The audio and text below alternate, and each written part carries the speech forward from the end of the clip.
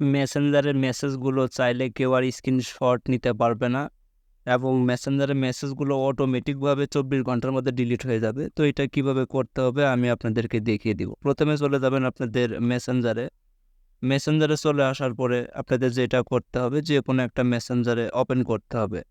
তো মেসেঞ্জারটি আমি ওপেন করে দিলাম। ওপেন করার পর দেখতে পাচ্ছেন উপরে এক পাশে কিন্তু একটা আইকন রয়েছে। এখানে কিন্তু একটা আইকন দেখতে পাচ্ছেন। এখানে এখানে কিন্তু ক্লিক করে দিতে হবে। এখানে আমি ক্লিক করে দিব। এখানে ক্লিক করে দেওয়ার পরে স্ক্রল ডাউন করে কিন্তু নিচের দিকে আসতে হবে। নিচের দিকে আসার পর এখানে কিন্তু একটা অপশন দেখতে পাচ্ছেন, ডিসঅ্যাপিয়ারিং মেসেজ। এখানে কিন্তু ক্লিক করে দিতে হবে। তো এখানে ক্লিক করে দিব। এখানে ক্লিক করে দেওয়ার পরে দেখতে পাচ্ছেন এখানে কিন্তু দুইটা অপশন রয়েছে।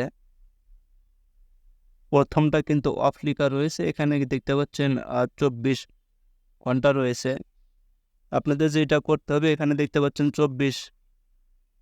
24 আওয়ার্স রয়েছে, এখানে কিন্তু আপনাদের ক্লিক করে দিতে হবে।